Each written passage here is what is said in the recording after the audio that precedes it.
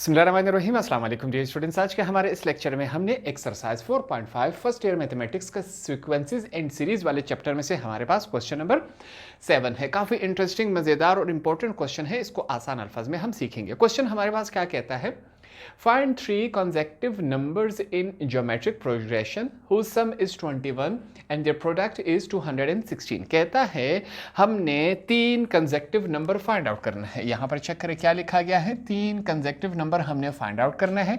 3 numbers को find out करेंगे, उन 3 नंबर को आपस में जमा किया जाए तो 21 बनते हैं, उन 3 नंबर्स को आपस में मल्टीप्लाई करवाया जाए तो 216 बनते हैं। प्रोडक्ट का मतलब क्या होता है, मल्टीप्लाई करवाना। तो ऐसे 3 नंबर हमने फाइंड आउट करने हैं जिनको आपस में जमा किया जाए तो 21 बनता है, उनको आपस में मल्टीप्लाई करवाया जाए तो 216 बनता है।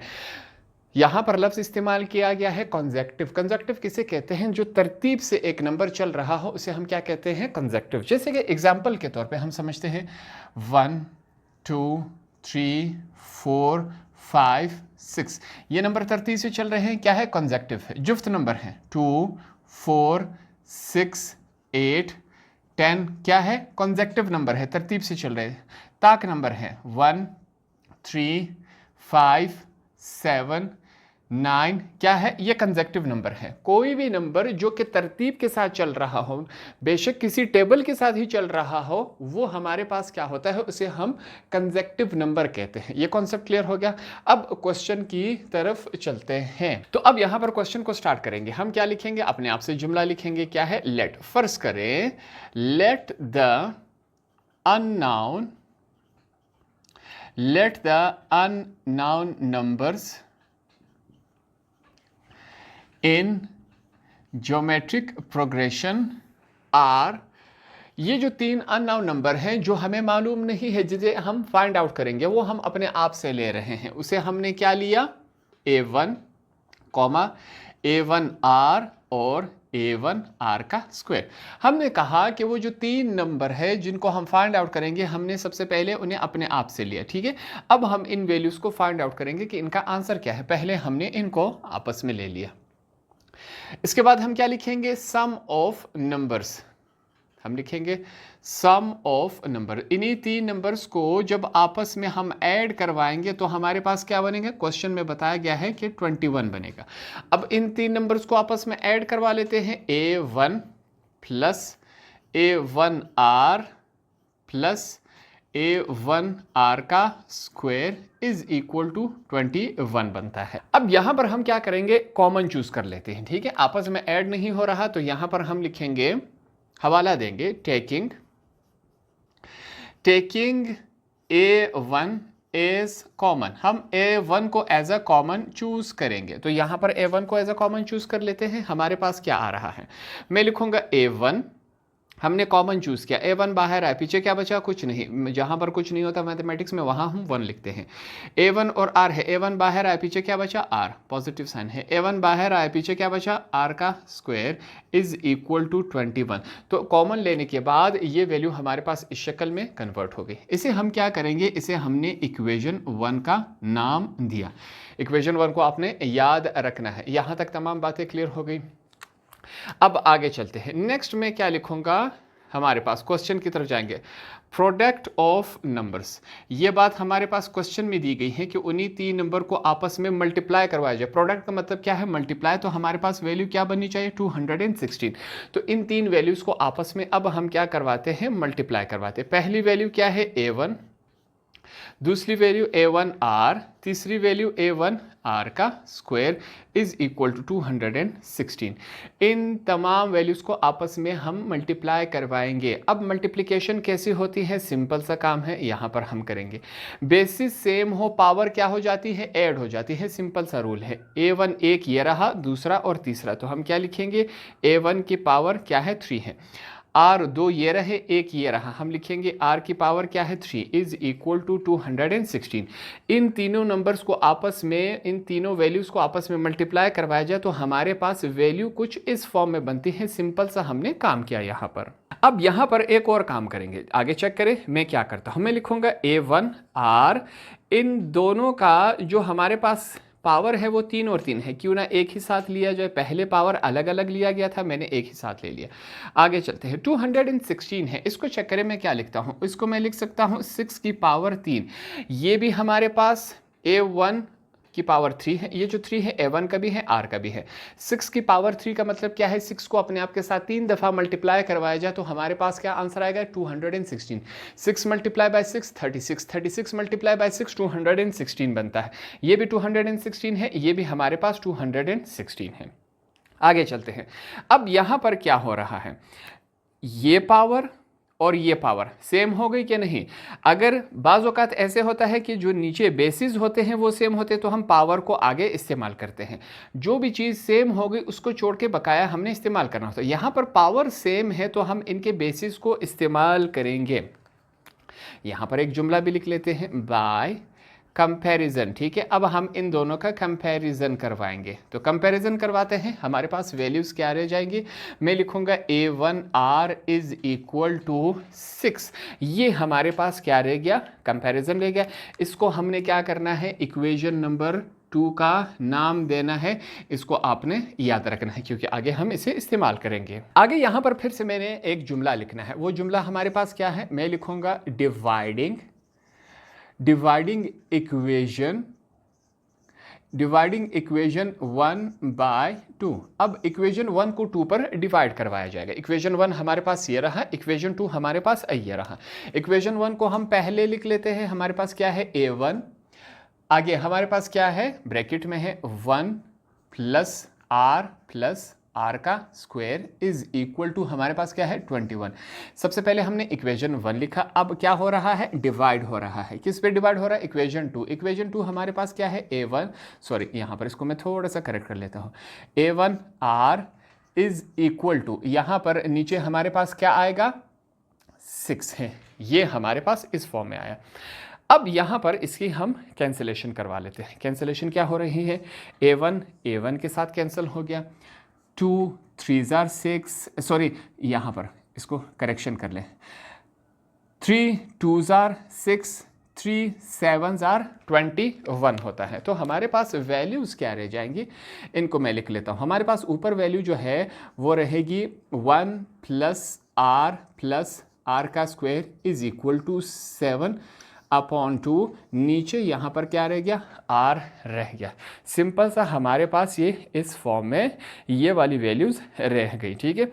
A1 और A1 कैंसिल हो गया, ये दोनों को हमने 3 के टेबल से कैंसिल किया तो ये हमारे पास इस शक्ल में रह गया। अगले स्टेप में हम क्या करेंगे, क्रॉस मल्टीप्लिकेशन करवाएंगे। ये वैल्यू इसके साथ मल्टीप्लाई होगी और ये वाली वैल्यू हमारे पास इसके साथ मल्टीप्लाई होगी, तो यही क्रॉस मल्टीप्लिकेशन हम आगे करवा लेते हैं। सिंपल सा स्टेप है, इसको करवा लेंगे। हमारे पास 2 इस तरफ आया, इस तरफ हमारे पास क्या मौजूद है, 1 प्लस R का स्क्वायर है, ये हमने लिखा। नीचे हमारे पास क्या है, नीचे कुछ नहीं रह गया, ठीक है, क्योंकि R को अब हम दूसरी तरफ ले जाएंगे, इज इक्वल टू 7R हो जाएगा। ये दोनों आपस में मल्टीप्लाई हो रहे हैं। अगले स्टेप में हमने 2 इस तमाम ब्रैकेट के साथ मल्टीप्लाई करवाना है। 2 मल्टीप्लाई बाय 1 2 प्लस का साइन है, 2 multiply by R 2R, 2 multiply by R का स्क्वायर 2R का स्क्वायर हो गया, is equal to 7R। 7R को इस तरफ हम मूव करवा लेते हैं, 2 प्लस, सॉरी पहले हम क्या लिख लेते हैं, इसको अब हम तरतीब से लिख लेते हैं। R का स्क्वायर को हम पहले लिख लेते हैं, हमने पहले लिख लिया। फिर क्या लिखेंगे, सिंपल R वाले को लिखेंगे, हमने R को लिख लिया। इस 7R को यहाँ पर पॉजिटिव है, दूसरी तरफ आके क्या हो जाएगा, नेगेटिव हो जाएगा। फिर प्लस 2 हम लिख लेंगे इज इक्वल टू 0। ये हमारे पास इस तरतीब में आया।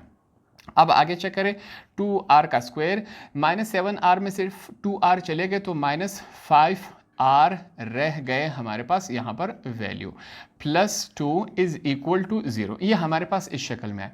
आगे के स्टेप में चेक करें, मैं लिखूंगा 2R का स्क्वायर, ये क्या है, माइनस 5R है। इसको चेक करें मैं किस अंदाज में लिख रहा हूँ, मैं लिखूंगा 4R minus R plus 2 is equal to 0। मैंने 5R को क्या लिखा, ये क्या है, माइनस 5R, मैंने इसको लिखा माइनस 4R माइनस R, ठीक है। माइनस माइनस क्या हो जाता है, प्लस, मगर साइन माइनस का लगता है। 4R और 1R 5R, ये भी 5R है और ये भी 5R है। मैंने इसको थोड़ा सा खोल के लिखा, क्यों, ताकि हमारा जो क्वेश्चन है वो आगे सॉल्व हो सके। अब इसको मैंने इस फॉर्म में क्यों लिखा, ताकि अब हम क्या कर सके, कॉमन चूज कर सके। मैं लिखूंगा टेकिंग, अब हमने इन दोनों में 2r एज कॉमन। 2r को अब हमने क्या करना है, कॉमन, जोड़ियों की शक्ल में कॉमन चूज करना है। इस जोड़ी में एक कॉमन आएगा, इसमें भी हमने कॉमन चूज करना है, दोनों में हम कॉमन चूज कर सकते हैं। यहाँ पर चेक करें, मैं 2r को हमने कॉमन लिया, 2r बाहर आया, पीछे यहाँ पर r का स्क्वायर है, एक ही r रह गया, -2 रह गया, 2 2 4, साथ में क्या है, r है, ये वैल्यू रह गई। यहाँ पर कौन सा साइन है, माइनस का साइन है। अगली वैल्यू में हमारे पास कोई कॉमन नहीं है। मैथमेटिक्स में हम ऐसा कर सकते हैं, जहां पर कोई कॉमन नहीं हो वहां पर हम 1 को एज अ कॉमन ले सकते हैं ताकि हमारा क्वेश्चन आगे सॉल्व हो। इस वजह से यहां पर मैंने 1 कॉमन लिया, r नेगेटिव था, ये हमने लिख लिया, ठीक है। माइनस माइनस पॉजिटिव हो गया, माइनस प्लस माइनस, साथ में क्या है, 2 है, इज इक्वल टू 0। हमने इसको इस फॉर्म में लिखा और सॉल्व करेंगे। हमारे पास r-2 दो दफ़ा है, तो इसको हम क्या करेंगे, एक ही दफ़ा लिख लेंगे। हमारे पास क्या आएगा, r-2, इसको हमने एक दफ़ा लिखा, पीछे क्या बचा, 2r-1 इज इक्वल टू 0।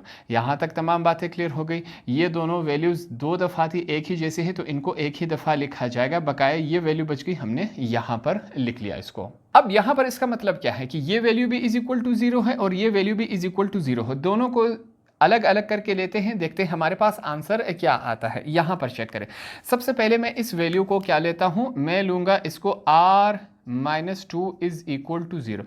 इसको भी मैंने 0 के बराबर है क्योंकि ये दोनों वैल्यू 0 के बराबर है, अलग अलग हम करके लेंगे। r इज इक्वल टू 0 है, ये नेगेटिव 2 दूसरी तरफ चला जाएगा, पॉजिटिव 2 बन जाएगा। हमारे पास क्या है, r इज इक्वल टू 2 में 0 ऐड करें, वही 2 ही आता है, ठीक है। ये हमने पहला काम किया। यहाँ पर मैं एक लाइन लगा लेता हूँ। दूसरी तरफ अब हमने इस वाली वैल्यू के, जो कि हमारे पास क्या है, 2r-1 इज इक्वल टू, इसको भी हमने 0 के बराबर लिया। अब आगे चेक करें, मैं क्या लिखूंगा, मैं लिखूंगा 2r इज इक्वल टू, ये 1 यहाँ पर नेगेटिव है, दूसरी तरफ आगे क्या हो जाएगा, पॉजिटिव हो जाएगा। आगे चलते हैं, 2r के साथ क्या हो रहा है, मल्टीप्लाई, इन दोनों के बीच में कोई साइन नहीं है, इसका मतलब ये दोनों आपस में मल्टीप्लाई हो रहे हैं। तो r इज इक्वल टू 2 वहां पर मल्टीप्लाई था, इज इक्वल टू के इस तरफ आके क्या हो जाएगा, डिवाइड हो जाएगा। यहां पर हमारे पास r की दो वैल्यूज आ गई, ठीक है। इनको हम अंडरलाइन कर लेते हैं क्योंकि आगे हमने इसे इस्तेमाल करना है। ये मैं अंडरलाइन कर लेता हूं ताकि हमें ढूंढने में आसानी हो, ठीक है। हमारे पास क्या आया, r की हमारे पास दो वैल्यूज आई।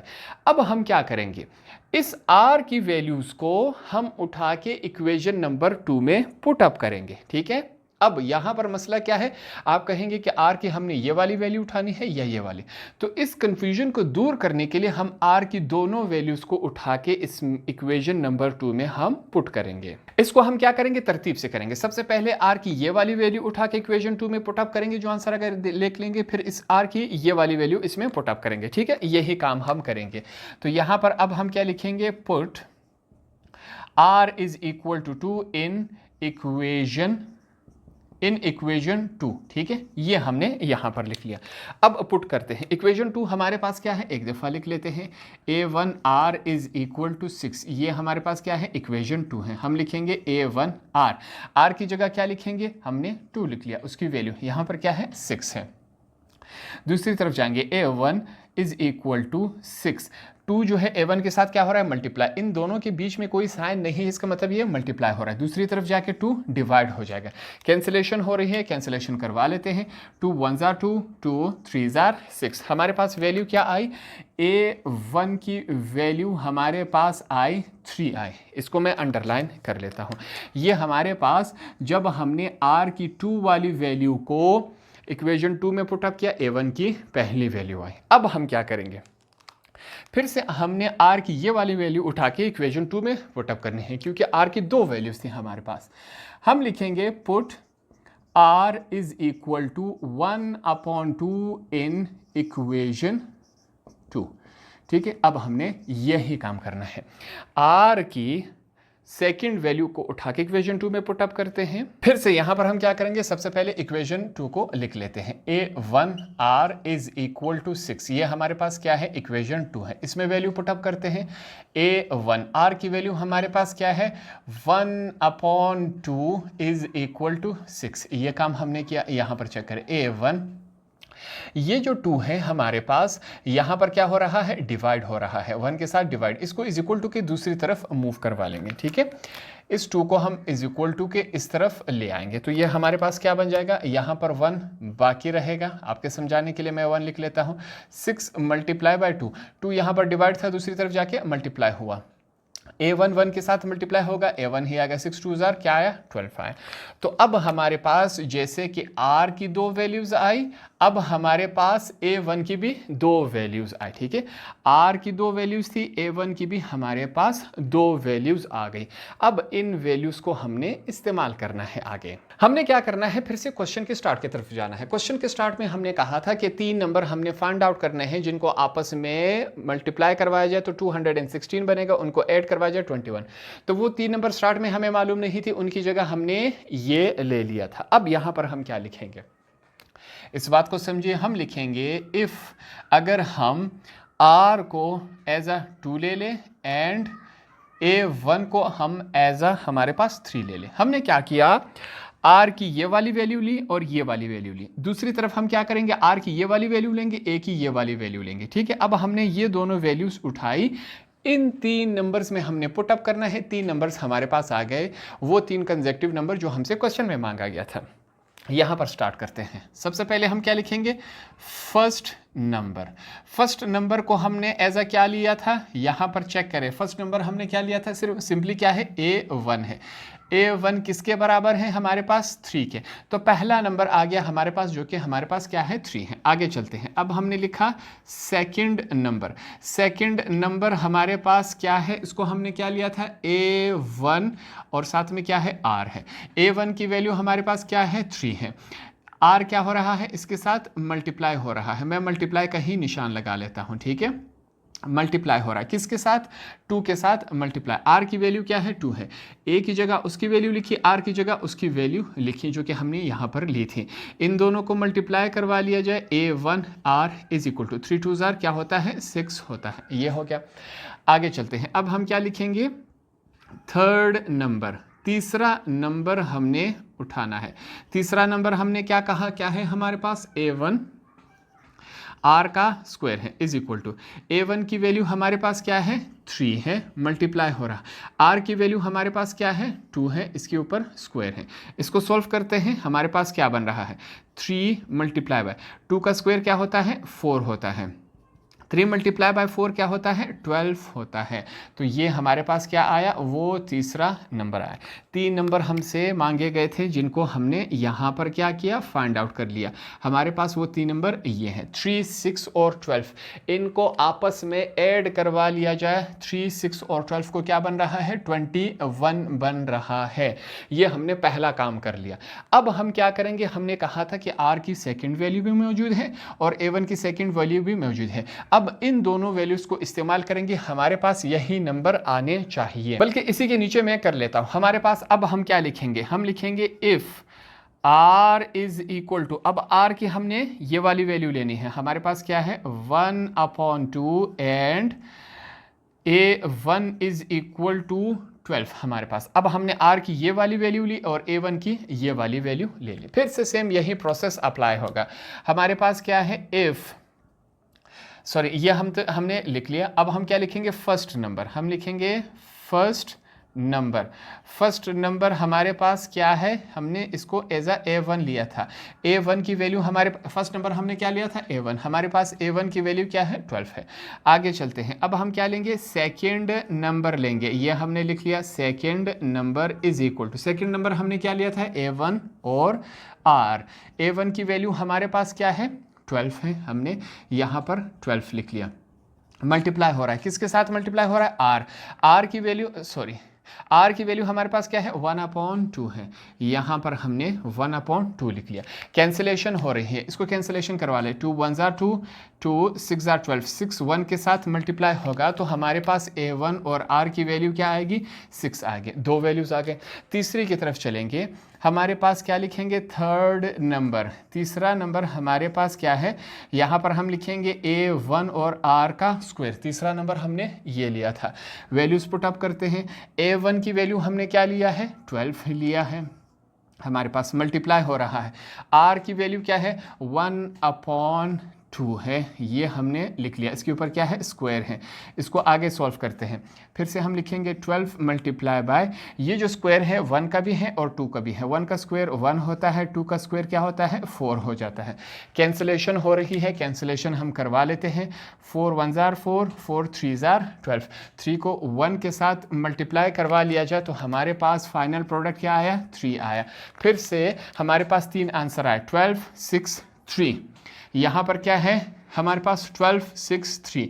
अब इन तीन नंबर्स को आपस में जमा करवा लिया जाए तो हमारे पास 21 बनता है। इन तीन वैल्यूज़ को मल्टीप्लाई करवा लिया जाए हमारे पास 216 बनता है। जैसे कि हमारे पास क्या है 3 + 6 + 12 is equal to 21।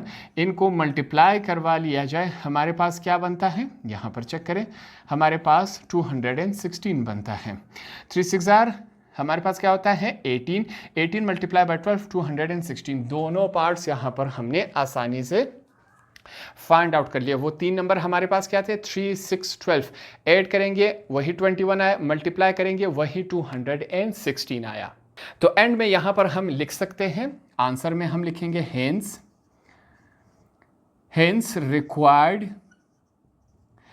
Required number are. वो नंबर जो हमसे पूछे गए थे वो हमारे पास क्या है, वो है 3 6 12 और 12 6 3। ठीक है, एक दफ़ा ऐड करवा ले, एक दफ़ा मल्टीप्लाई करवा ले, वही आंसर आएगा। तो इस तरह हमने क्वेश्चन नंबर 7 को यहाँ पर आसान अल्फाज में सीखा। यही प्रोसेस है, हर एक स्टेप मैंने आपको डिटेल से समझाया। होप आपको ये क्वेश्चन आसानी से समझ आ गया होगा।